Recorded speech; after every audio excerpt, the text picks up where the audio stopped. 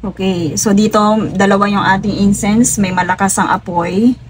May humina ang apoy, pero lumakas ulit siya.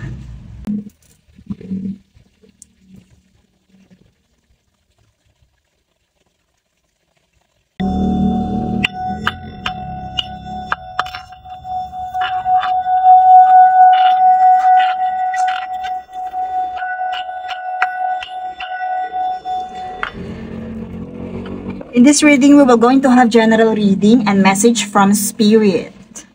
Okay, so let's see the energy first.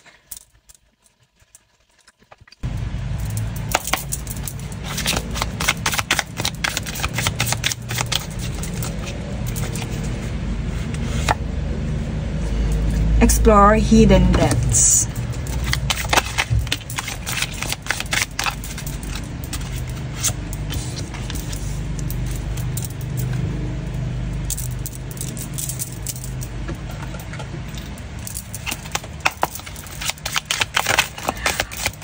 Okay, meron tayo ditong rhodochrosite. Okay, soften your heart. And align your wholeness. My loves, dito, spirits wants you to, if ever, my loves, na ikaw ay currently into heartache, pain, na parang nakakapagpatigas ng puso mo, spirits wants you to soften your heart. Also, my loves, parang you are wanting more when it comes to, kasi with this azurite, when it comes to material things, with azurite, explore your hidden depths. Kumbaga, hindi lang material na bagay yung pwedeng mag-define ng blessing mo right now. With this azurite, hindi lang material things, hindi lang fame and recognition, success. Kumbaga, halukayin mo pa, ano pa yung pwede mong ma-consider na blessing sa'yo. With this rhodochrosite, you are grieving, okay? Or really needing to grieve. So, I also hear, if ever sa relationship, meron ditong, sabihin natin, major loss, or old relationship, dito sa rhodochrosite. Kumbaga dito, you have to love again when you're ready. Kasi masyadong matigas, or pwede nating sabihin na ba't dito ang naano ko matigas talaga. Kasi spirits wants to soften your heart. And nagpapakita itong hematite na to for protection and also for stagnancy. So may tendency, my loves, na may stagnancy eh. Whether iyon ay may kinalaman sa love, kasi nandito, if you love again, if you are ready, then dito lumitaw yung stagnation. Pero my loves, right now, sabihin natin, you are focusing on something. Mastery. Oo, yun nga. Merong breakup and dito. If ever na you are dealing with some breakup, lumitaw dito. Iyon yung nagkokos sa'yo. Or pwede din, kung hindi yan romance, basta ito ay may kinalaman sa division or pagkakahati-hati. Itong nagpapatigas ng puso mo. Pero my loves, ito, Two of Cups kasi ito eh. Ito talaga yung sabihin natin, energy sa love. Kung hindi man yan romance, may something na naghiwalay, friendship or family, na nakaka-apekto dito sa yung heart. That's why nandito lumitaw si rhodochrosite. Dito, pwede natin sabihin, when your heart hurts, call upon rhodochrosite, you can feel all the feels. Talagang ang pain, ang sabihin natin, ang love and pain ay pwedeng maramdaman at the same time, even the most painful, and still be gentle with yourself. My loves, dito isa lang din ang Pag kasi yung rhodochrosite, nandyan din yung focus sa self-love. Maaaring napabayaan mo yung self-love mo because of this separation. My loves, ang ganda dito. Diba ito is yung pwedeng nakakapagpatigil sa'yo, stagnation with hematite. And sabihin natin na kailangan mong buuin ulit yung sarili mo. You have to align yourself to the wholeness. Kasi nandyan darating din sa'yo yung justice.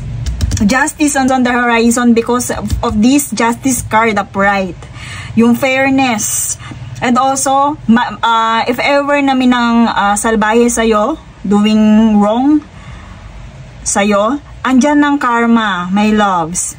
Lumitaw sa yung future energy, yung truth, yung consequences ng mga taong nag-cause sa'yo ng pain.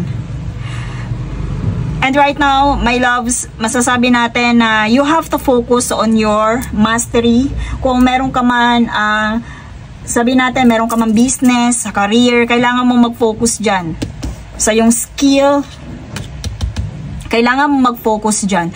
I also hear with this one, kasi skill workmanship, pero kailangan may i-workout ka sa sarili mo muna, sa yung innermost. Okay? Kumbaga, maaaring ito is nangangahulugan na masyado kang focus when it comes to kaperahan.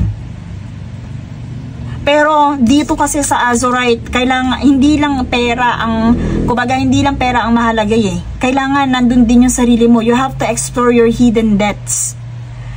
I also hear the shadow work. Ayan, pwede din. Pwede ka dito, spirits wants you to focus on your inner self muna, and then your skills, your pentacles or yung kaperahan mo. So, ano natin dito, nasabi na natin dito yung about sa heartbreak. Self-love is the ultimate. Sabihin natin, kung ikaw magkaka-self-love, pwede mong ma-find out pa, matutulungan mo yung sarili mo, maging whole again. Kasi merong karma na paparating. Pwedeng sabihin nga natin, maka-encounter or maka-witness ka ng karma or justice sa mga taong nang salbahe sa'yo, nag-cause sa'yo ng pain. Paparating na yung mga consequences. But dito, the fairness, sabihin natin, that's part of universal law, yung fairness.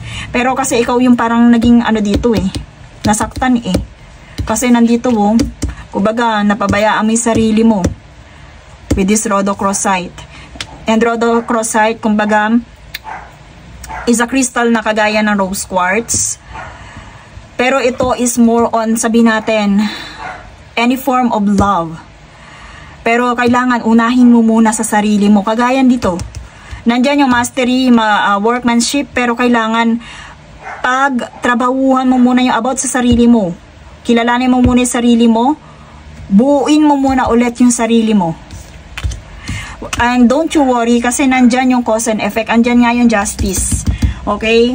Kumbaga, kung nasaktan ka man ngayon, napabayaan mo yung sarili mo, hindi mo kailangan mag-stick doon kasi andyan darating yan with universal law.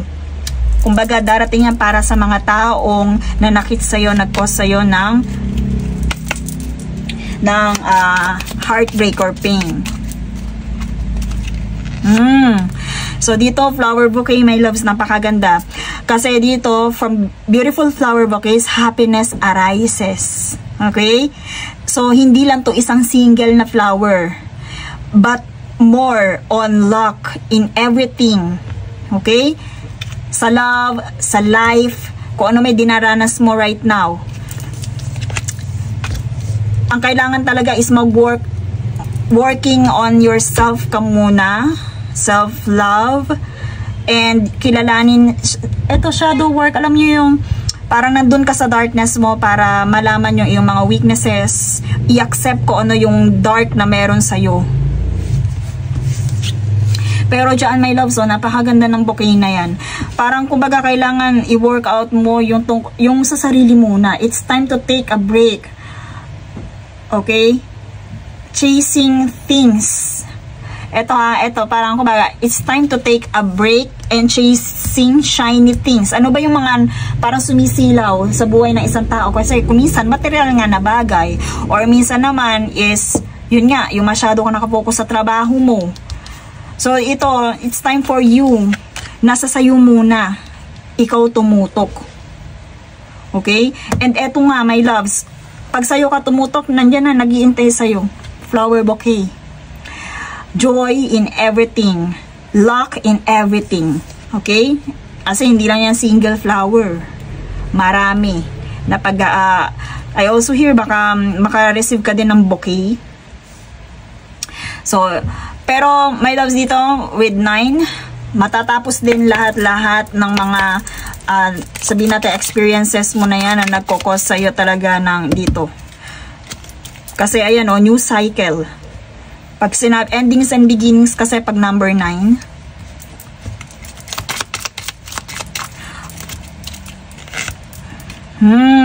Good news is coming. Kung ito ay love, ito na nga, sabihin natin, paparating, oh yan, kagaya nga ng sinabi ko kanina, may tendency ding makareceive ka ng flower with this cavalier. So, itong cavalier na to, may dala-dala tong good news, at may tendency nga, ito din, flower. And, sabihin natin, may paparating sa'yo, may paparating na magkukos sa'yo ng happiness. Pwede din itong ang love na, ito, pwedeng love, kasi, di ba ito 2 of cups? Pwede din sa love. Meron na may kinalaman sa love, aring makareceive ka ng good news. May paparating, my loves. May paparating na good news sa'yo. Pero hindi lang to sa love, kasi nga yung bouquet na yan, pwede natin sabihin joys in everything. The child says you are honest and lenient, treasured by friends and honored for this temperament. My loves, another bouquet. Another bouquet of flowers, my loves. So, merong new beginning talaga. I also hear the luck with this card and alignment. So, dito, masabi natin yung wholeness. My loves, yung wholeness. Ito kasi, yung hematite kasi, align your wholeness. Okay? Kung ikaw ay broken-hearted, mabubuo din yan. Mag-heal ka rin. And dahil yan sa mga justice na paparating. Okay? And dito, kumbaga, marami ka talagang mare-receive na love. Ang dami mong mare-receive na love, my loves. 2 bouquet yung confirmation, 2 bouquet. And confirmation then with bata and these 9 cards, new beginning is on the horizon. May magandang pagbabago na paparating sa'yo. Pero ang kailangan, my loves, habang, kasi paparating pala yung mga to, papunta. And may tendency may connect itong mga bagay na to. Diba sabi ko kanina, may tendency may bigay sa'yo ng flower, ayan.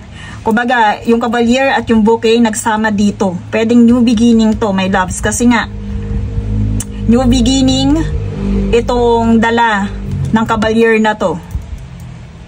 Bata. Pag bata kasi, new beginning yun. Okay? So, tingnan natin. To deepen this, let's see more clarifiers. The heart, my loves. So, meron yang something sa heart mo, my loves, na kailangan mo i-heal. Forgiveness. Kasi nga, you have to soften your heart. May tendency, may someone na hihingi sa'yo ng forgiveness. I also hear that. Para mag-heal ka rin ng tuluyan. Para mag-heal ka rin ng tuluyan, my loves, at lumambot ang iyong puso. Kasi ano na dito, diba sabi natin dito, you have to soften your heart. Huwag ka ding maging harsh sa sarili mo. Baka masyado ka nang baka napapabayaan mo kung ano talaga yung, alam niyo yon, yung inner child. Kailangan nyo i-heal, kailangan nyo pakinggan. Ano ba yung mga bagay na makakapagpasaya sa inyo? Kasi baka masyado kang masyadong nagkokos yan ng heartbreak, ng pain sa'yo, yung mga bagay-bagay na nandyan, na dumating. So, forgiveness, isa yun sa mga, and security, I also hear that with this heart. Don't worry, you are secured by the spirits. Pero my loves, napakaganda ng ano sa'yo. Ang daming nagmamahal sa'yo. You are lovable. I also hear that. You are lovable. You are honest. Kaya kung merong nanloko sa'yo, yung fairness, alam nyo yun, yung kasi with this innocence card, alam mo yung inosente yung energy mo, tapos merong mang sasalbahe sa'yo, mabilis dumadating yung justice para sa'yo. Okay? Parang alam mo nyo yung pag sinaktan nyo yung batang to, ayan o, you are secured, you are protected. At maraming nagmamahal sa'yo, my loves. Ang daming nagmamahal. Okay, so my loves, ikaw nga to, heal with your, if ever na dumaranas ka ng mental health, heavy emotions, my love, I also hear na, ayan nga, confirmation na you are feminine with this lady card. You have to figure out ano ba talaga yung pinagmumulan ng suffering na yan sa mental issues mo. Kasi yun ang kailangan mo talagang i-develop. Kailangan mong pakinggan. Kasi pwedeng yun ay nasa set aside mo. So ito ay parang issue sa sarili mo, my loves, na kailangan mo i-heal because of this forgiveness. Heavy emotions, if ever na meron kang emotions na dinadala right now, oh my gosh. Ayan, friendship din, my loves. I also hear na most of the blessings in your life right now, namikit ito sa bouquet na to ay friendship, loyal friends. I also hear loyalty. Okay? So, support, my loves. I also hear that support. Meron dito na sabihin natin,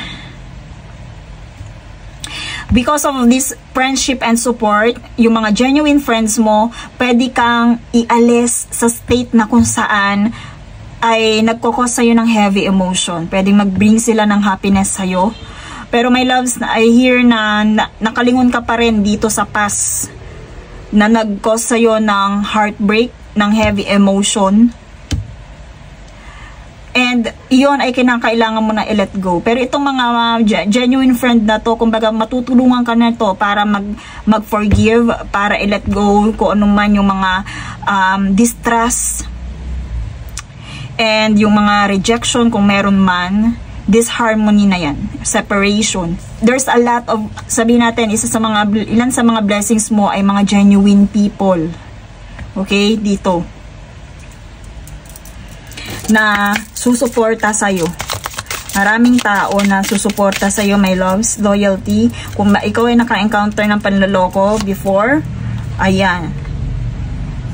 This is true remembering with the bonfire card.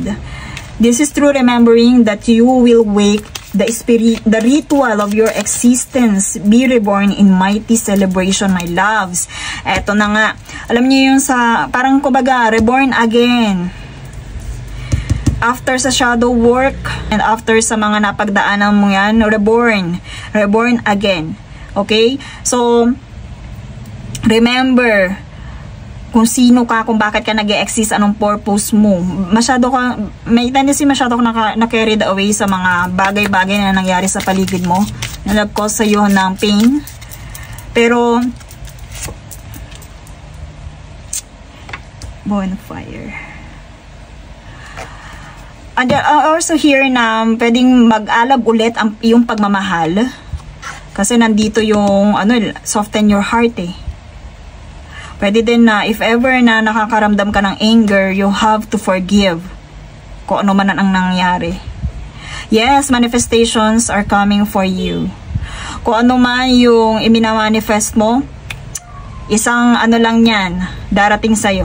Isang fingertip lang darating sa'yo. Tawag sa ganun. It is a dance between you and spirit as magic unfolds, my love. So, dito, mabilis kang mag-manifest eh. Pero ang kailangan mo, healing. Ang kailangan mo, healing, my loves. Napakabilis. At kung ano may minamanifest mo right now, kagaya nga na sinabi ko, ikaw to eh. Meron kang sabihin natin light na energy, kaya napakabilis mong magmamanifest. You are guided and protected. Alam mo yung ang dami mong guides, ang dami mong guardians. Oh, like the silk of one's flesh, I am giver, I am eternal. So, dito, paki-avoid din yung victim mentality. I also hear that, the victim mentality.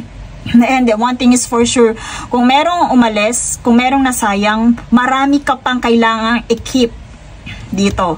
Ang dami mo pang kailangan, madami ka pang maite-treasure, ang dami mong, alam mo yung abundance energy, ang dami mo pang dapat ipagpasalamat, my loves. Kung merong mang tumapon, meron ka pang, marami pang, sabi, tingnan mo ito yung battle. Ninatapon. Pero meron ka pang kung meron mang natapon, there's a lot of abundance here. At iyan ay para din sa'yo. Ano yun? Yung, dito kasi nourishment to eh. Pag milk and butter, nourishment yan for you. So, isang malinaw na focus ng energy is more on yourself, self-love, healing, and forgiveness, my loves. Kasi may mga, yung mga blessings na paparating sa'yo, justice and karma for the enemies. I also hear that. And also, manifestations. Kung ano man yung wini-wish mo.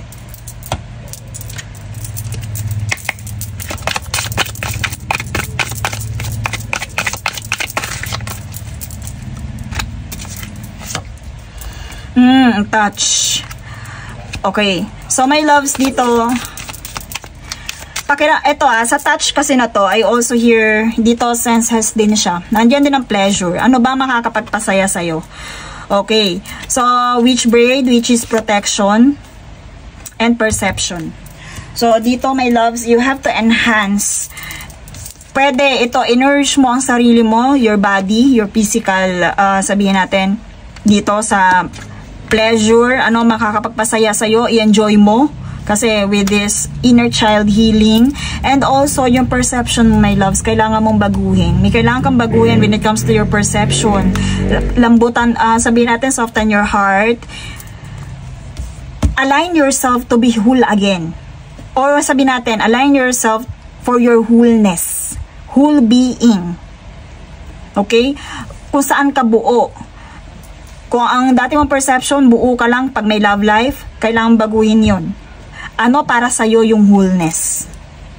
And dito sa, natin na yun, ito, protect yourself, kasi also your wishes, huwag mong masyadong, sabihin natin, huwag mong i-share sa iba, or huwag ka mapag-share ng mga wishes. I also hear that. Number 3, may significance sa'yo ang number 3, and sabihin natin, you have to protect your, alam nyo yung crown, ito yung sa mind natin, you have to protect your crown. You have to protect your, dito sa crown chakra mo. Ito sa anxiety kasi, purple ang natin dyan, pang healing natin dyan, yung mga lavender. Dito, you have to protect your mind. Kung alin man yung mga hindi nagsaserve sa'yo, kung alin man yung mga yung bad influence sa yung mindset, kailangan protektahan mo yun. Kasi ito, protection to. And may tendency, and meron din assurance, my loves. Dito sa perception mo, doon mo magigain. Doon mo magigain yung iyong mastery when it comes to manifestations. Depende yan kung paano mo i-perceive ang mga bagay-bagay. Okay, let's pull for angel advice. Kung meron ka mang katanungan sa iyong heart, my loves. Kung meron ka mang katanungan, and this is answers from spirits. Let's pull. Peaceful resolution, my loves. Ayan na nga, peaceful resolution. Meron, maaayos din yan kung ano man yung mga problema. Kung meron ka mang kinagagalitan, because dito natapat sa bonfire natin, maaayos din yan. Take action. Yes, meron nga talaga. Yung cavalier na to, my loves, may darating talagang good news at paparating na siya. They are, sabihin natin, they are arriving. Okay? And kung meron ka man, sabihin natin, ito, yung signs na narinig mo, you have to work out on yourself, on your wholeness, on your whole being, my loves. Take action today. Kailangan gawin mo na yan. Paano mo i-heal iyang sarili mo? So, ito is malakas ang dito yung sa anxiety. Ano i-handle yung anxiety and depression. Kasi dito, more on perception more on the crown. So, ibig sabihin to, sa kaisip, sa perception, sa crown chakra natin. Kumbaga, kailangan mo ng healing doon. A year from now, my loves, eto, a year from now, lahat ng to, masasabi natin, ito ay nag-unfold na pero yung pinaka-unfolded dito sa journey na to ay makikita mo ang result a year from now. Okay, advice.